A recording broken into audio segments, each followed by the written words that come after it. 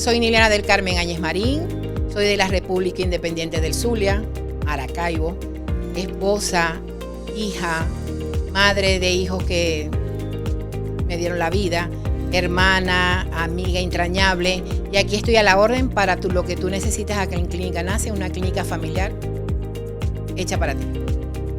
Bienvenidos a un nuevo episodio de Nace Contigo. Yo soy Víctor Higuera, periodista y director del Vino Tinto. Me encuentro en compañía de la doctora Niliana Áñez, que es médico internista y cardiólogo también. De Maracaibo para el mundo, doctora. Sí, señor. Bueno, mucho gusto en compartir esta tarde contigo, Víctor. Sí, soy de la ilustre Universidad del Zulia, de la ilustre República del Zulia y Maracaibo. República Independiente. Es la República Independiente de Venezuela. Bueno, sí, el Team Maracaibo, como tú lo dijiste muy bien. El Team de Maracaibo, bueno, tú sabes que la migración fue la mayor de los vinos. Sí, no, yo conocí a muchos maracuchos, sobre todo aquí en Chile. Bueno, no dije maracucho, lo dijo acá nuestro amigo Víctor, en realidad. Pero no sé, o sea, yo siempre, la gente de Caracas uno le dice maracucho. No, yo soy encantada de decir maracucho, lo que pasa es que aquí la connotación... Oh, sí, es verdad. Pero aquí en Chile, pues. Pero acá en Chile, pero en confianza sí, maracucho. Maracucho de sangre, de corazón, de todo. ¿Cuándo llegó a Chile, doctora?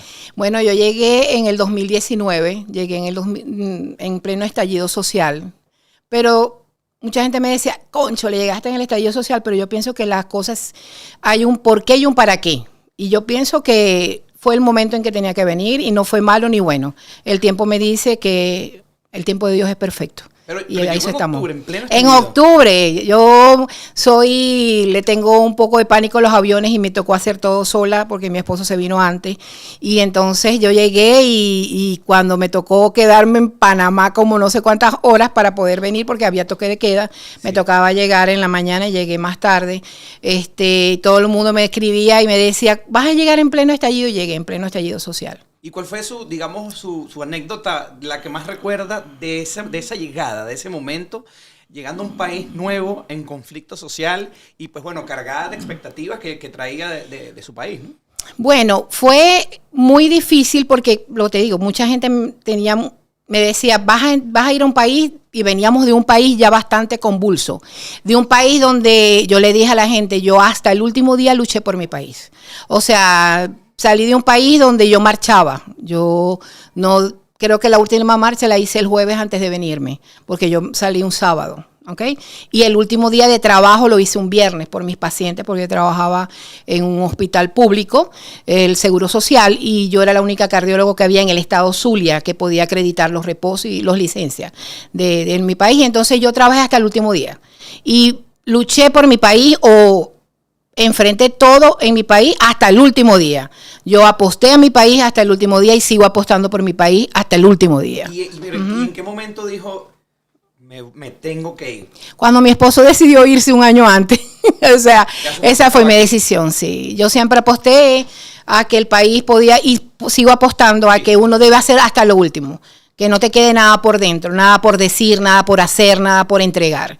Y yo entregué, te digo, o sea, marché hasta el día jueves antes de venirme. Y me contaba que su esposo se vino antes para Chile. Sí, vino antes. ¿Y qué los tomó o qué los motivó a tomar la decisión de venirse precisamente a Chile? ¿Fue una decisión tomada desde el punto de vista profesional? Desde el punto de vista de que mi esposo había venido antes, él tiene familia acá, unos primos, y le gustó Chile. Okay. A mí nunca tuve expectativas de Chile, yo nunca fui de migrar, no pensé nunca migrar. Y por supuesto, al ver que uno podía trabajar como médico, es un país que es bastante estable, a mi esposo le encantó el país, todas las oportunidades que tenemos acá. Y como yo le decía, yo no estaba mal desde el punto de vista profesional en mi país. Lo malo de mi parte profesional es la parte pública, que no podía ejercer y veía sufrir y morir mucha gente. Y eso es lo que me tenía un poco acongojada de no poder ejercer de la forma en que estábamos acostumbrados en Venezuela. Porque nosotros estuvimos acostumbrados a un nivel alto, un nivel de... Yo le digo a mis pacientes, hay mis máquinas en la parte pública, teníamos la tecnología, pero ya no había personal. Ya los pacientes morían porque había mucha carencia. Entonces eso, como médico, te va como arrugando, pero tú quieres seguir para ayudar, para afrontar eso, pero tú dices, cónchole, ¿hasta dónde? Ver que ya cuando ibas a pasar visita, porque nosotros cumplimos un rol académico, ¿qué le estás enseñando a los muchachos? Entonces, porque yo les decía, tú me vas a explicar lo que yo te estoy explicando como si estuviésemos con el paciente, con todo. Entonces, no me vas a decir lo que hay, no, lo que vas a hacer, porque tú no sabes si vas a migrar, tú vas a tener que representarnos a nosotros, sí. Porque nosotros teníamos un nivel académico, nosotros la Universidad del Zulia, como la ULA, como la UCB, estamos rankeados a nivel internacional, mundial, como unas universidades. A nosotros no nos dieron el título en una cajita. Nosotros, como le digo a mucha gente cuando vienen acá, que nos, como todo, somos los que vamos llegando. Pero nosotros, nuestro nivel académico es un alto nivel y yo le decía a los muchachos, ustedes los tienen que mantener. ¿Ok? Hasta el último día ustedes tienen que mantener un nivel académico porque eso se lo deben a ustedes, a los pacientes, a las personas por las cuales nosotros nos debemos. Ese es el deber ser. Y como médico y como migrante también, ¿qué le diría a los colegas que se quedaron allá en Venezuela? Bueno, se quedaron mucha gente buena. Y no es la gente que se fue, no fue la mala. Se fue ni la buena ni la mala. No hay gente buena ni gente mala. Gente con que perspectiva y visiones diferentes. A los que se quedan allá, les digo, lúchela, sigan armonizando. No me gusta utilizar guerrera. Sí. No me gusta ser guerrera de la vida, me gusta hacer armonía de la vida. Porque armonizar es eso, llevar hacia donde tú estés lo mejor de ti. Guerrear es una pelea y no, ya pelear ya no debe ser. No debemos seguir guerreando, sino enfrentándonos. Y yo les digo a mis amigos que se quedan allá, los admiro. Pero yo les digo, porque cuando yo estaba en los grupos, siempre decíamos, siempre había una divergencia de que el que se va, que se queda, que si es héroe el que se queda, si es héroe que se va. No hay héroes, todos somos iguales los que salimos. Es difícil migrar. Yo, de verdad, se lo digo a todos cuando les digo, cuando yo migré, me decían, no presentes el Hunacón, el gran Goliat. Para mí fue el gran Goliat desde el punto de vista bíblico y sí. Soy una persona espiritual. Y me decían, presenta después porque tienes muy poco tiempo para estudiar. Porque yo me vine en pandemia y, como te digo, yo no dejé en mi país tenía muchas actividades. Y cuando llegué me dijeron, no presentes, espera 6 meses para que te puedas formar mejor. Y dije, no, yo me voy a enfrentar porque yo no sé qué es lo que va a pasar. Y yo dije, no, él es Goliat y yo soy David. Como Goliat lo venció una piedrita, yo voy a ser ese David, ese pequeño David. Y ese Goliat ¿cómo se llama? Lo sorteé y lo pasé. Y lo vencí de una vez. Y gracias a Dios yo empecé como médico. Porque mi temor era que todos los grupos sociales o los que las redes en que estaba, mesonero, claro, en la bomba, cuidando viejos. Y yo decía, Dios mío, sé que estoy totalmente preparada para todo. De hecho, me preparé para muchas cosas. Me preparé, hice cursos me encanta la repostería, hice cursos de repostería. Yo decía, bueno, si tengo que hacer galletas, tortas, lo hago. Hice muchos cursos de coaching, hago coaching, hago muchas cosas que puedo hacer y a lo que Dios me tenga preparado. Estaba enfrentada y preparada para todo. Tú lo dices, pero no es fácil después hacerlo. Y Dios me dio la oportunidad o la aptitud, porque yo creo que no es cuestión, como dice a una persona que yo sigo, que no es cuestión de leche, es cuestión de actitud ante la vida. Entonces, bueno, la mejor actitud y, bueno, tenía muchas herramientas y tuve la oportunidad de empezar a trabajar, creo que en febrero apenas llegué, tuve esa oportunidad y, bueno, agradecida de Dios por eso. Esa iba a ser mi próxima pregunta, pero ya me la respondió anticipado. Ahora, ¿en qué momento se dio cuenta o en qué momento de su carrera, pues, en la formación académica, decidió irse por la especialidad de cardiología? Bueno, como le digo a mucha gente, yo soy internista de alma y de corazón cardiólogo. Siempre me gustó la medicina interna y de las ramas de la medicina interna, la cardiología. Okay. Muchas personas me ofrecieron nefrología y eso, pero siempre estuve como muy marcado mi norte por la cardiología, pero siempre basado en la medicina interna, porque el internista es el todo y las especialidades son como que pequeños charquitos, ¿verdad? Pero el todo es la medicina interna y a mí siempre me ha gustado ver al paciente de forma universal, integral. Yo mis consultas, por supuesto, yo siempre trato de llevarlo a otras subespecialidades, pero siempre me gusta ver un todo, porque siempre, como decía un profesor, del todo a lo menos, o sea, del todo a lo mínimo, del todo me va a dar, de las cosas muy pequeñas que medicina interna te da, que son muchas armas para llegar a a lo más específico, que es la parte de cardiología. Tiene mucha relevancia ser internista y cardiólogo. A mí me parece que es el plus, pues. Uh-huh. Ahora, entrando un poquito en materia, ¿no? ¿Cuáles son las afecciones más comunes y en qué edades, ¿no? Se presentan las afecciones más comunes? Pues obviamente a nivel cardíaco. Bueno, Víctor, aquí en Venezuela yo le decía o le digo a los pacientes, porque vienen muchos pacientes muy jóvenes. Entonces yo le digo que mi estadística o mi experiencia en Venezuela eran los adultos de 45 en adelante, 45, 60 y pare de contar. Aquí no. Aquí no diría, una realidad muy compleja, o sea, es que ahorita los pacientes son de 20, 25 años a 45. El porcentaje, si hablamos de porcentaje, no he hecho quizás un análisis estadístico que sería lo propio, ¿no? Porque para hablar de mi experiencia, la experiencia es algo que es como una dicotomía, la experiencia y las estadísticas, ¿ok?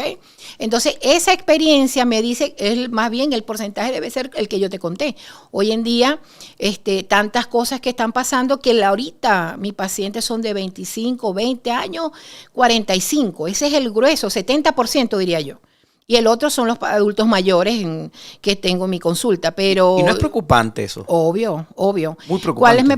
¿Por qué? Porque estos pacientes jóvenes vienen con mucha carga emocional, el estrés, la carga laboral es enorme, el estrés emocional yo creo que es el 90% de la situación que está detonando.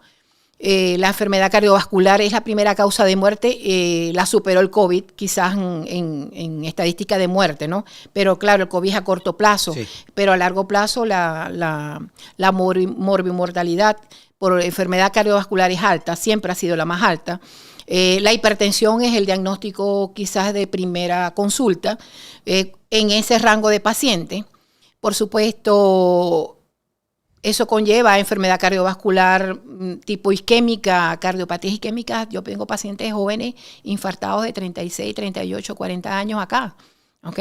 Y me causa, porque incluso de los factores de riesgo nosotros tenemos para poder estratificar a los pacientes un estudio mundial que se llama el estudio de Framingham. Entonces tú tienes varios factores de riesgo que se modifican y aquellos que no se modifican. De los que se modifican están obesidad, diabetes, hipertensión, tabaco, y de los que no se modifican, la edad, el sexo y los antecedentes familiares. La edad, mayor de 40 años, sexo masculino y antecedentes familiares de enfermedad cardíaca.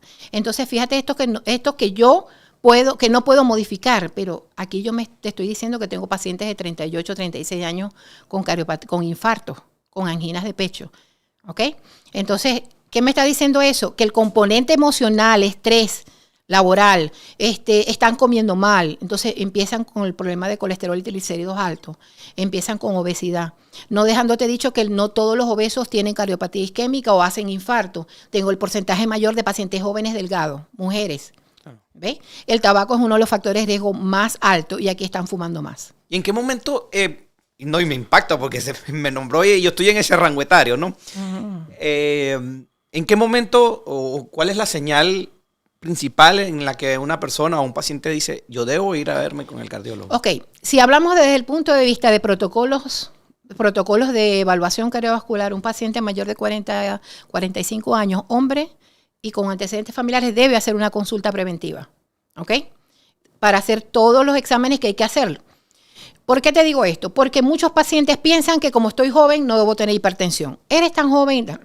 En estudios que se hicieron poblacionales en Maracaibo, yo me formé en el Instituto de Enfermedades Cardiovasculares del Zulia, me formé como cardiólogo y ahí tenemos un nivel muy alto de investigación. Yo creo que tenemos estudios en varias revistas indexadas y nadie lo sabe, pero nosotros tenemos revistas de American Heart, todas las que tú puedas entender. Nosotros tenemos un artículo. ¿Por qué? Porque nos dedicamos a la investigación. Y de esa investigación tú sacas muchas cosas que mucha gente piensa, bueno, ustedes sí. los adolescentes con antecedentes familiares de hipertensión van a tener un alto porcentaje de hipertensión. Eso es lo que está pasando. Que entonces los muchachos no piensan, no me voy a hacer una consulta preventiva. Yo le digo que sí, ya lo sabemos que sí. Porque si yo tengo mamá y papá hipertensos, la hipertensión va a ser un 80-85% de predisposición y no sabemos a qué edad. Yo tengo pacientes de 17, 18, 20, 22 años hipertensos solamente con el antecedente familiar de mamá y papá hipertensos. No tienen que ser obesos, no fuman, no hacen nada más, porque vienen así a la consulta y tienen hipertensión, por supuesto. ¿Cuál es el detonante?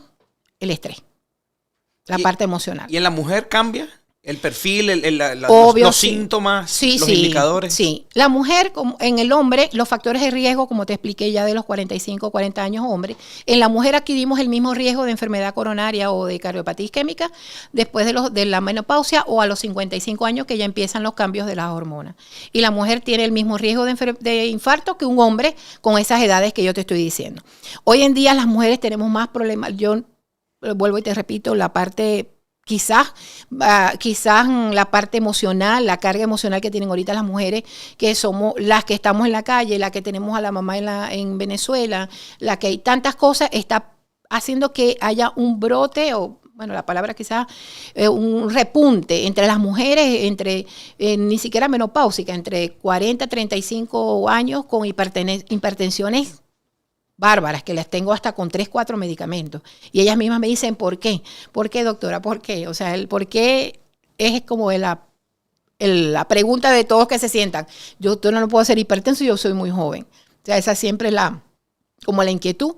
Por supuesto, yo trato de tener una consulta relajada, que el paciente entienda que no es una enfermedad, porque cuando tú le dices enfermedad al paciente, tu inconsciente actúa, ¿verdad? Y hace un monólogo, y tú le estás hablando, y en ese monólogo no trata de ejecutar, sino que me voy a morir, estoy enfermo. No, le digo, yo es una condición. La hipertensión es una condición. Para mí es una condición porque el paciente se siente muy etiquetado. Y es cierto que cuando dicen que cuando ya uno llega a cierta tensión, o sea, ya tú eres hipertenso y ya no deja de ser hipertenso nunca. Sí, la hipertensión es una condición que se controla, más no se cura.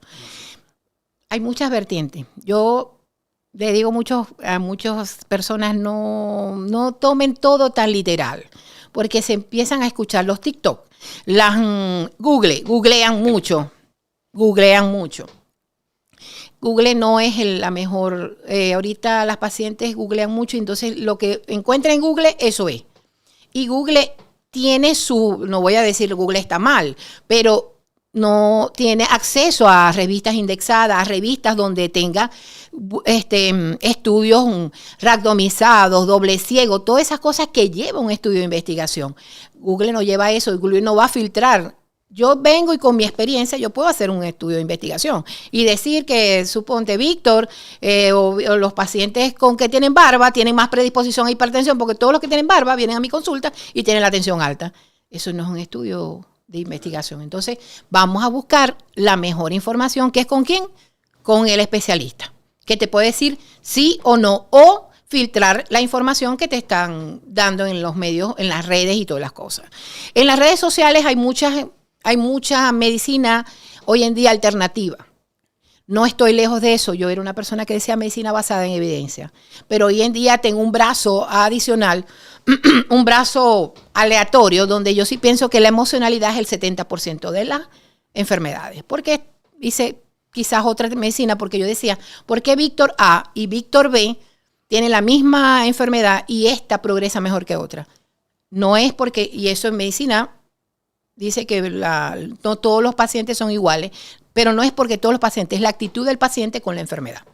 Y en el momento en que se manifiesta, por ejemplo, un ataque cardíaco o un infarto, ¿no? ¿Cuáles son las complicaciones inmediatas y cómo debe abordar no solamente la persona, sino su entorno, ¿no? Al momento que esto sucede? Bueno, un ataque cardíaco. ¿En qué consiste un ataque cardíaco? El ataque cardíaco es una cardiopatía isquémica, o sea, un infarto. ¿Ok? Podemos tener un preinfarto, como dice el paciente. No es un preinfarto. Una angina de pecho es dolor al esfuerzo o dolor sin esfuerzo. Dolor con esfuerzo, una angina estable, una angina que el paciente camina y dice me duele. Cuando un paciente se sienta sin factores de riesgo porque dice no sé qué es lo que tengo. Un paciente con un dolor en el pecho opresivo, que sientes como si te dan, como dicen algunos pacientes, una patada acá, o sientes como un caballo que tienes aquí encima, con taquicardia, sudoroso, frío, ese paciente debe ir a la emergencia. O sea, el familiar lo que puede hacer es tratar de que el paciente se calme. Si es un paciente cardiópata conocido, o sea, que tiene problemas cardíacos conocidos y tenemos a la mano, o hay una pastilla que se coloca sublingual, que es el dinitrato de isosorbide, si ese paciente lo tiene, se lo coloca antes de llevarlo a la emergencia. Siempre tiene que ir a la emergencia porque no van a discriminar cuando es un dolor típico coronario, o sea, un típico de un dolor cardíaco o atípico coronario, porque hay muchos dolores que pueden ser cardíacos y no cardíacos. Los dolores cardíacos son eso, infarto, ataque al corazón como tú le dijiste, pero un signo de alarma, dolor en el pecho opresivo que se irradia a brazo izquierdo. Entonces todo el mundo cuando le empieza doler el brazo izquierdo va a la emergencia. Bueno, yo prefiero que vayan con un dolor en el brazo izquierdo a la emergencia, porque hay muchos dolores. El dolor típico coronario es retroesternal, o sea, de acá en el lado izquierdo, retroesternales, que es acá, que lo sientes que está detrás de tu corazón. No es que yo siento que me toco y me duele, no. Me toco y me duele no es dolor de infarto. El corazón no tocamos, no va a doler porque él está detrás de la parrilla costal. Dicen, no, que no me tengo que quedar tranquilo porque el corazón duele. Claro, el corazón duele, el corazón es un músculo, tiene que doler. Eso es igual que yo te aprieto acá, si yo me aprieto aquí me va a doler el músculo que me estoy apretando. Bueno, igual es el corazón. Entonces, en ese momento que el paciente tiene dolor en el pecho y empieza a irradiarse al brazo izquierdo, que empieza a sentir como una sensación de pesadez y dolor interno, como un dolor sordo, como dice el paciente, es un signo de alarma, ese típico dolor coronario, que puede durar varios minutos o puede durar bastante tiempo. Entonces, en los primeros, si duró poco tiempo, tú dices, bueno, no es un infarto, puede ser una angina, pero una angina igual debe ir a la emergencia, porque en ese momento no sabemos en qué se va a convertir en un infarto. Por supuesto, si el paciente cuenta con tomarle la atención y la tensión está alta, es una emergencia hipertensiva, entonces debe acudir a la emergencia. O sea, la única forma de que tú puedes ayudar como familiar, como lo ves, no como un ataque cardíaco, es tratar de relajar al paciente. Si él toma un medicamento y no se lo ha tomado, dárselo y llevarlo a la emergencia. Si tiene aspirina, yo le daría también aspirina al paciente. Un tranquilizante. No estaría contraindicado. Si está muy ansioso el paciente, sí se puede dar un sedante suave que el paciente tome, porque si no lo toma y no sabemos cuál es la reacción que tiene el paciente, no es lo ideal. Uh-huh. ¿Y cuáles son los síntomas también, hablando también de las afecciones de un espasmo coronario? El espasmo coronario es la cardiopatía isquémica. El espasmo coronario es la fisiopatología de lo que está ocurriendo cuando hay un infarto. La coronaria se cierra. Y ese vasoespasmo puede abrir. Entonces eso se llama angina inestable, que se llama angina vasoespástica. Cierra el vaso. Cuando cierra el vaso, ese es el que puede, si se mantiene en el tiempo, se puede evolucionar a un infarto. Si el vaso abre, no pasa nada. Sigue siendo una angina, vas al médico para que te ajuste el tratamiento. Eso es un vasoespasmo coronario. Eso es una angina vasoespástica. Los infartos que son por vasoespasmo, es por el tiempo que dure el vaso contraído. Pero la fisiología de un infarto es que la coronaria, si tiene una placa, una grasita, ella se inflama. ¿Qué es inflamación para el vaso? No es que se rompe como la gente piensa. La grasa va cerrando el vaso. Nosotros podemos tener una coronaria con un vaso cerrado en un 30, en un 40, en un 80%. Un 30% se llaman placas inestables. Entonces esa placa o la grasa, que lo llamamos nosotros, se inflama. El cerebro lo dice, ay, se cortó algo ahí. ¿Y quiénes van? Las plaquetas. Es cuando se produce un trombo. El trombo es el que cierra la irrigación a nivel del músculo y es cuando se convierte en un infarto. Ese trombo se puede revertir porque nosotros tenemos la propiedad de coagular producir el trombo y lisarlo también. Entonces entran todas las sustancias a trombolizar eso.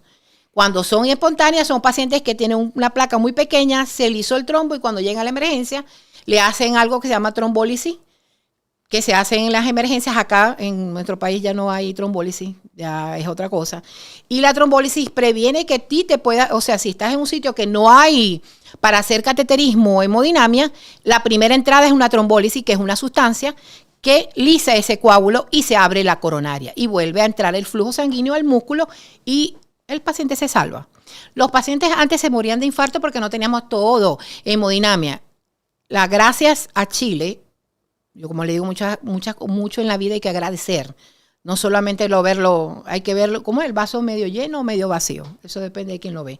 Pero aquí contamos con un servicio. Si caemos en el hospital en ese momento de hemodinamia, salvar ese vaso, porque lo importante es salvar el músculo. ¿Con qué? Con cateterismo, que es donde meten una guía y meten un stent si lo necesita y abren esa arteria. Y vuelve el flujo al músculo y chévere, ese músculo vuelve a ser el mismo de antes, si estamos en el tiempo.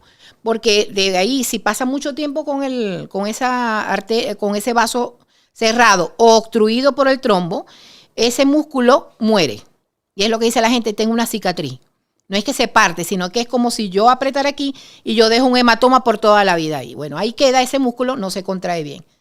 Y ya queda lesión, que es lo que uno evita con la trombólisis, que es en ese caso con el trombo ese que yo te estoy diciendo, que si llega una emergencia y no hay hemodinamia, le hacen una trombólisis, o llega cateterismo, entran con la guía y abren la coronaria. Ahorita quería preguntarle sobre los procedimientos y los tipos de exámenes que hay para pues, bueno, atender, prevenir y estudiar las afecciones cardíacas, pero antes de eso quería que me explicara un poquito qué es lo que sucede, ¿no? Técnicamente, con sus términos, por supuesto, cuando dicen que es un infarto fulminante, es decir, que ahí quedó la persona y no tiene posibilidad de ser atendido de la manera en que usted describe. Bueno, el término de infarto fulminante se debe a que nosotros tenemos coronaria, la coronaria derecha y la coronaria izquierda. Nosotros tenemos, así como tú ves mi mano, tú ves unas arterias que pasan por acá. Nosotros tenemos la descendente anterior, que es la más importante. El corazón es yo le digo a los pacientes para cuando le trato de explicar, el corazón es uno solo, pero se divide en izquierdo y derecho. El corazón izquierdo es el que le da la bomba al corazón, la parte fuerte, es la parte más contráctil, es el lado izquierdo.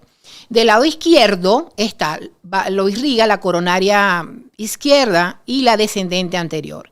La descendente anterior da las diferentes ramas, como tú me estás viendo, arropa el músculo izquierdo y la coronaria derecha la cara inferior del corazón. La cara inferior del corazón no es que es la menos importante, pero no le da la fuerza contráctil al corazón. Entonces, ¿qué es un infarto fulminante? Que la coronaria esa se cierra completamente y hay un infarto masivo. Es la que produce el infarto fulminante. Cuando yo tengo un paciente con una coronaria derecha, una descendente anterior que se cierra, le llaman la coronaria de la viuda. ¿Por qué? Porque ella se cierra y entonces no entra. Las otras que estaban irrigando, que se bifurcan, no da entonces se muere todo ese músculo. Si yo no abro a tiempo esa arteria, pierdo toda esa masa muscular y posiblemente haya muerte. ¿Ok? Porque hay shock cardiogénico. O sea, si yo no le llego oxígeno a la parte más importante del músculo, ese corazón no se va a contraer.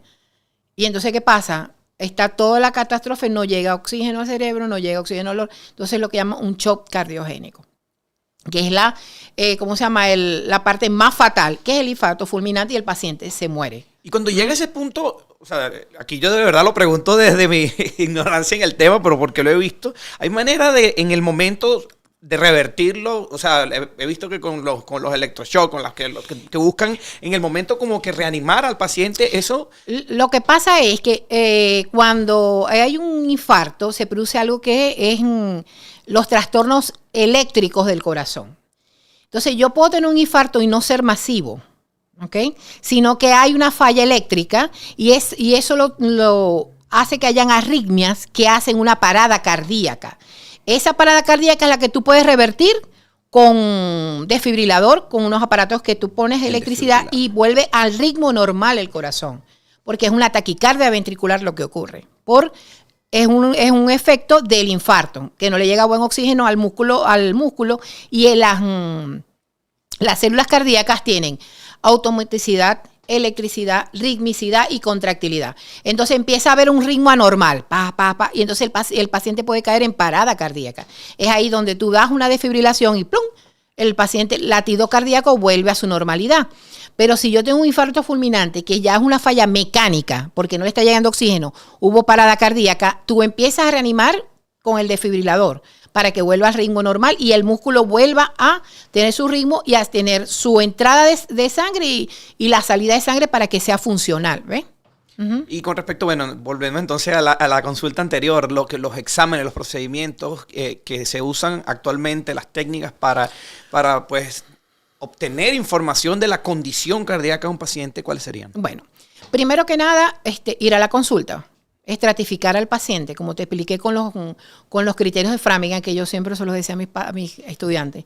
Framingham. O sea, sí, porque con los criterios tú estratificas al paciente. Yo estratifico a Víctor. Víctor es obeso, tiene antecedentes familiares, tiene 40 años.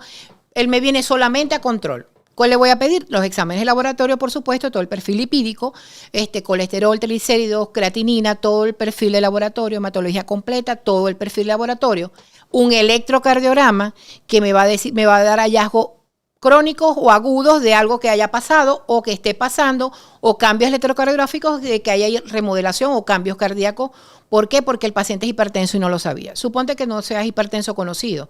Vas a la consulta al hacer el examen físico, que te tomo la presión arterial, mido la frecuencia cardíaca, hago la auscultación para ver si hay un soplo o no hay un soplo.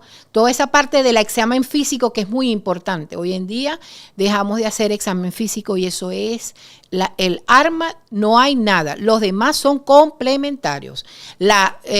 La semiología, que es cómo es el paciente, la historia clínica de los antecedentes del paciente, nos va a dar la información y estratificar a Víctor. Yo lo examino, después que lo examino digo, no, Víctor es tal, pero no fuma, no bebe, no es obeso, no tiene antecedentes familiares. Ok, vamos a hacer un perfil de laboratorio, le tomé la atención, está bien. Los niveles de tensión normales, hay que clasificarlos a los pacientes. La presión normal es 130/80, con o sin medicamento. Porque los pacientes piensan que yo estoy tomando medicamentos y si yo tengo 140, no, pero yo me estoy tomando los medicamentos, no. La presión normal es 130/80. Tomarle la presión arterial al paciente, después que haya llegado a la consulta, descansado, 2 tomas de presión arterial en una consulta. En la primera y en la segunda están por encima de valores normales, es diagnóstico de hipertensión por la Organización Mundial de la Salud. ¿Es hipertensión de bata blanca? Como le digo al paciente, sí. Y ahí no hay vuelta atrás. Y ahí no. Yo le digo, el hipertenso de bata blanca es el hipertenso reactivo. Y existe ese término. Pero no te quedes con eso. Porque yo, ¿qué es lo que voy a hacer entonces? Empezar a hacer la confrontación con los complementarios. Con un holter de presión. Porque yo tengo que ver si es verdad eres hipertenso reactivo. Si el paciente me dice que tiene taquicardia o palpitaciones, hacerle su holter de arritmia. Si el paciente me dice que tiene dolor en el pecho, yo le hago un ecocardiograma. Y cuando ya yo tengo todos estos 3, yo digo, bueno, tiene dolor en el pecho, tiene antecedentes familiares, una prueba de esfuerzo. La prueba de esfuerzo me estratifica en un 85, un 90% de que el paciente pueda tener enfermedad coronaria. Pueda tener. Todo, como te digo, la clínica impera ante los complementarios. Porque si yo tengo un paciente que es un falso negativo, pero me sigue diciendo que tiene dolor en el pecho característico coronario, hago otro estudio adicional. Hago una angiotomografía coronaria para evaluar si hay enfermedad coronaria. Porque una enfermedad coronaria la vamos a ver con cateterismo o hay muchos estudios que se pueden hacer. Pero en la consulta, el que tienes más a mano es hacerte un holter, el holter de arritmia, el ecocardiograma y luego una prueba de esfuerzo que es muy sencillo. La prueba de esfuerzo todo el mundo le tiene miedo porque se han muerto. Pero era que se iba a morir igual si yo voy subiendo una escalera por el metro. Porque ese es un esfuerzo físico. Subir la escalera es un esfuerzo físico. Entonces, la prueba de esfuerzo es lo que es una caminadora, como le digo a los pacientes, donde van a ver cómo se comporta tu tensión arterial, cómo se comporta tu electro. Es un electro como caminando. Entonces, tú ves si hay cambios en el electro y decimos, no, salió positivo para enfermedad coronaria. Hay cambios electrocardiográficos cuando hace ejercicio. Va para cateterismo. ¿Ves? Entonces, como ves, todo va como un paso a paso, pero siempre la clínica es la que impera, la que me va a decir a mí, como en la literatura dicen, tú tienes todos los factores de riesgo, pero me hiciste una prueba de esfuerzo, perfecta. Y me dices, no, pero yo cuando camino me molesta la mandíbula. Esto huele a papel quemado, como dice una psicóloga mía. Sí. Hay que hacerle otro estudio porque no estoy conforme con la prueba de esfuerzo. ¿Y le ha pasado que ha tenido pacientes que no presentan factores de riesgo y que digamos en el libreto están sanos, no son propensos a sufrir, por ejemplo, de insuficiencia cardíaca y le ha pasado que lamentablemente se presenta esta condición? Mucho. Es lo que te estoy diciendo, son los falsos positivos o los falsos negativos en los estudios. son los pacientes que tú tienes que tener como una malicia, que la da el especialista. Claro. O sea, yo empiezo, me huele a algo que pasa. O sea, yo empiezo, no... Mira, hay pacientes que hacen... Yo he tenido, en el instituto donde me formé, fue mucho lo que aprendí.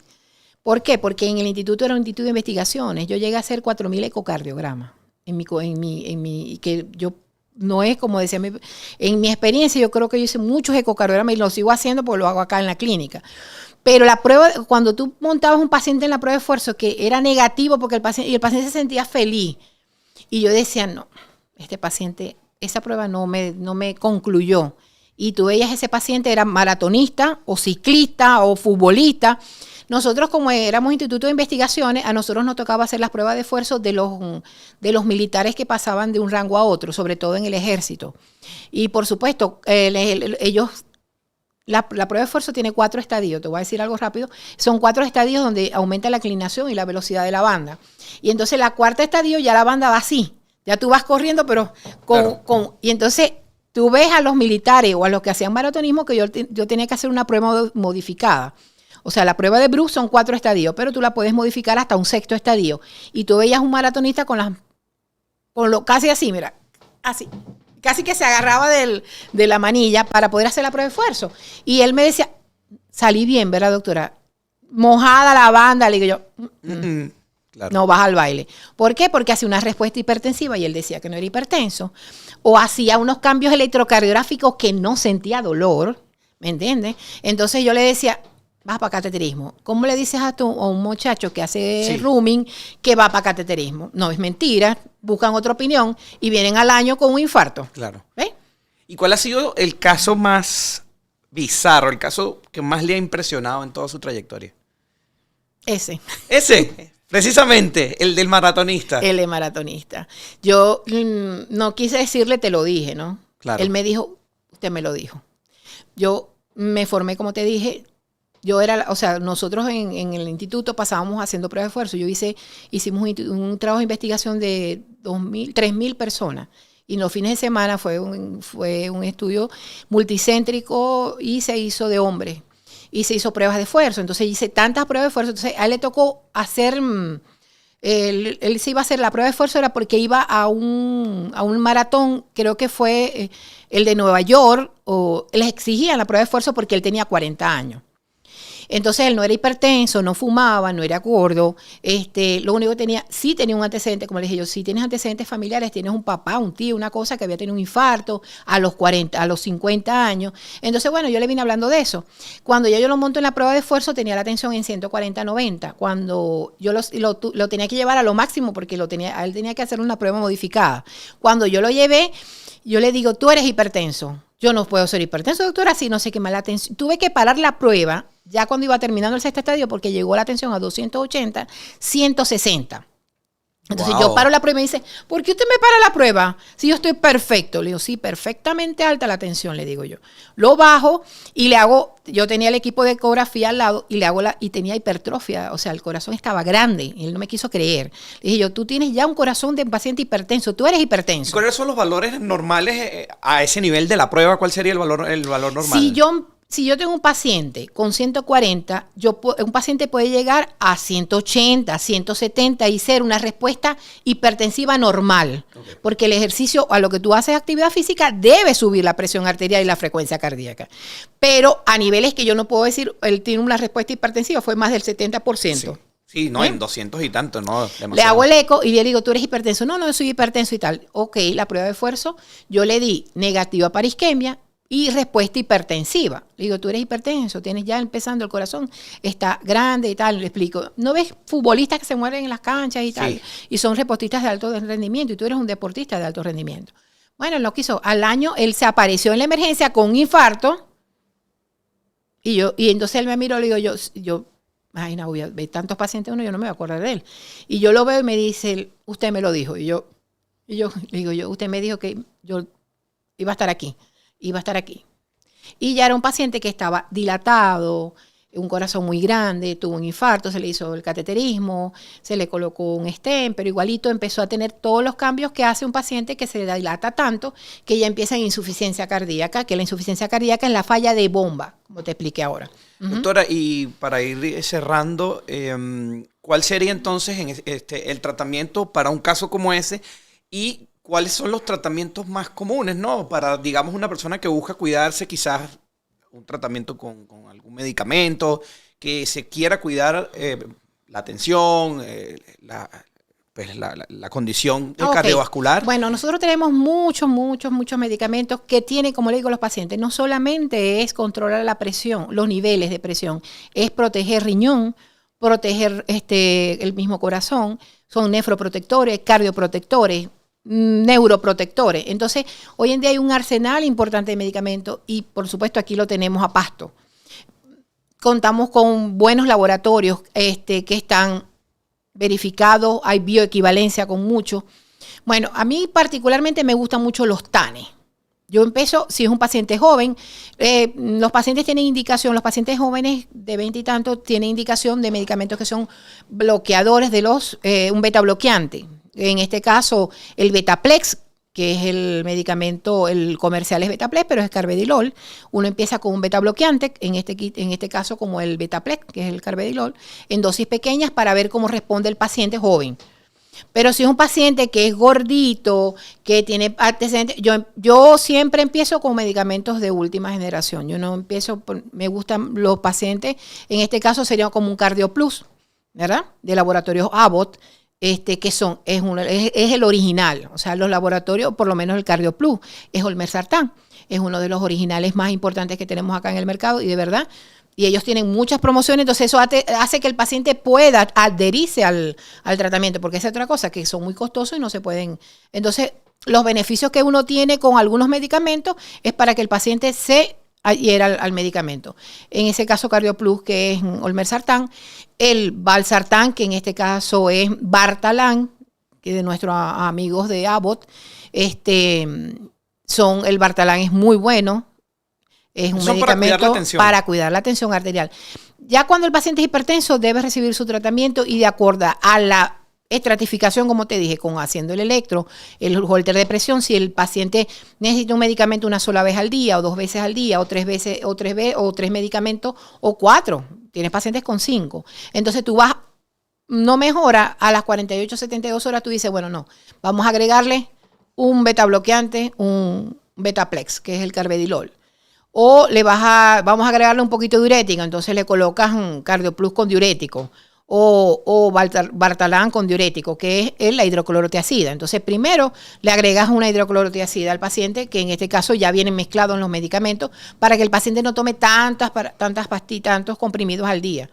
Lo importante es que el paciente cambie los estilos de vida.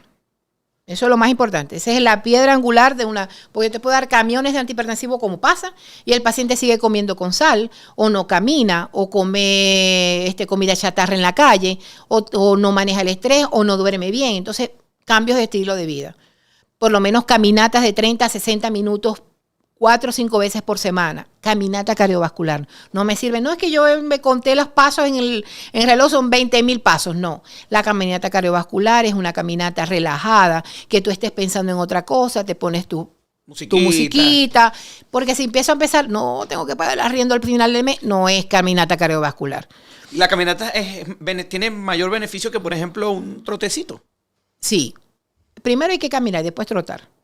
¿Ok? Primero una caminadita y después trotar. Siempre debe ir primero la caminata, porque eso empieza a condicionar tu corazón y después arrancas a trotar. La caminata, por supuesto, siempre en este país con bloqueador, como nos decían nosotros, con bloqueador, porque si no, cáncer de piel. Frutas y verduras en tu alimentación. Los carbohidratos, hay que ser cuidadosos con los carbohidratos refinados. El azúcar es el veneno de todo, porque la enfermedad cardiovascular, el paciente hipertenso es un paciente cardiovascular, pero el paciente diabético también es un paciente cardiovascular. Entonces el paciente debe no consumir azúcar. Carbohidratos después de las 4 de la tarde, tratar de que no consumirlo. Consumir más frutas, verduras y proteínas. Entre estas, carnes rojas, poca, cada 15 días. Yo le digo al paciente, bajen el consumo de carne roja porque la carne roja te va a subir el colesterol. Los carbohidratos hay que restringirlo. ¿Por qué? Porque los triglicéridos es la grasa de los carbohidratos. Entonces, yo siempre le digo, yo voy de la mano de un buen nutricionista. Nosotros tenemos aquí excelentes nutricionistas. ¿Por qué? Porque el nutricionista me va a ayudar a mí, va a ser mi amigo con el paciente ese que dice, es que yo no como brócoli. Pero ¿quién te dijo que tienes que comer brócoli? Hay muchas otras verduras. Entonces, siempre yo le digo al paciente, para la consulta, no fui para el nutricionista, no. Si no vienes más a consulta, si no vas al nutricionista. Para que le diga lo que tú puedes comer, cómo lo puedes cocinar. Los cambios de alimentación son muy importantes. Lo segundo es, por supuesto, después de hacer todos los exámenes que yo te dije, hay que estar chequeando al paciente con la consulta, después que el paciente esté controlado. Tú vas a ir espaciando las consultas porque ya el paciente le estamos enseñando la lección de la alimentación. Le dijimos cómo va a tomar el medicamento, cómo lo va a tomar, qué cosas puede hacer.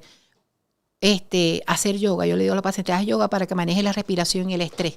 Yo a veces llego con pacientes con crisis, con la crisis hipertensiva y yo los pongo a respirar y no se dan cuenta. Y en un A un B, por supuesto, no bajan al B completo. Pero eso, yoga les enseña a respirar. Todas estas técnicas de meditación, ser feliz. Sí. La vida es una sola y se vive un día a la vez. Vive un día a la vez. Quítate los miedos. Nosotros a veces, yo le digo, ustedes, ¿por qué te crees tres? Si a mí me dice que tú de aquella puerta de allá hay un león, pero no hay león, ¿qué vas a empezar a generar tú? Cortisol, susto. La preocupación, la ansiedad de no ser que lo que está pasando crea cortisol, sustancias que son vasoactivas. Entonces, hay que manejar el estrés, hay que ser feliz, reírnos, bailar, cantar. De vez en cuando tomar algún vino. No tomar el whisky, ¿es verdad que el whisky baja la tensión? El whisky es de los licores que son más cardioprotectores, es el whisky. El vino es bueno, pero no como le digo a los pacientes, no es tomar, no es la botella. No, como le digo yo, te puedes tomar 2 tragos de whisky, al paciente que es hipertenso yo le doy permiso, pero con moderación. 2 whiskycitos, buen año, no maluco. Claro, de 12 para arriba. Buen año, de 12 para arriba. Mayorcitos es mejor. Y por supuesto, el hábito tabáquico es quizás el factor de riesgo más perjudicial que tenemos. Es el que más está acá, porque aquí el nivel de tabaco es muy alto. Entonces, bueno, hay que tratar de que el hábito tabáquico, yo le digo al paciente, ahí sí soy muy rigurosa. Y si al paciente no le gusta, yo tampoco le voy a decir, deja de fumar, que eso te hace. No, yo trato de tener un diálogo con el cigarro, de que él, mira, el cigarro te hace esto, y sí he logrado que muchos ya han dejado de fumar de los pacientes, y si no, lo envío a la consulta de broncopulmonar para que lo ayude, o al kinesiólogo, también ayuda mucho con esa parte de dejar de fumar y otras alternativas que hay en el mercado, porque el cigarro sí es un factor de riesgo, que es el 40%, y aparte de eso es el que es más dañino, es el que yo pienso que es el que más peso da para convertirse en un infarto un paciente en cualquier momento, ¿me entiendes? Y bueno, y tener la consulta, como te estoy diciendo, cuando el paciente está estable, una consulta puede ir de 3 meses, después de 6 meses, y si el paciente es súper bien controlado, puede ser al año. ¿Con qué? Yo le mando a hacer holter, pero siempre mi consulta va, esto que te estoy diciendo, y una prueba de esfuerzo. Porque yo no puedo decir que si no, muchas veces lo he visto, no le hacen los estudios y el paciente no le toman el medicamento y me dice, pero es que yo me estoy tomando el medicamento y no es suficiente. La meta del medicamento es controlar la presión arterial. La meta del medicamento es que ya no hayan cambios cardíacos. La meta del medicamento es que no haya problemas renales. La meta del medicamento es que el paciente no tenga crisis hipertensiva, que vaya a la emergencia de cada rato. Esa es la meta de nosotros como médicos. No solo la cifra, sino la mejor calidad de vida del paciente. Doctora, muchas gracias por esta información tan valiosa para el cuidado de nuestro cuerpo desde el punto de vista cardíaco, que es el motor del cuerpo, ¿no? Con esta intervención, pues le damos punto y final a este episodio, invitándolos para que sigan pendientes de este espacio Nace Contigo, patrocinado por Laboratorios Abbott. Hasta la próxima.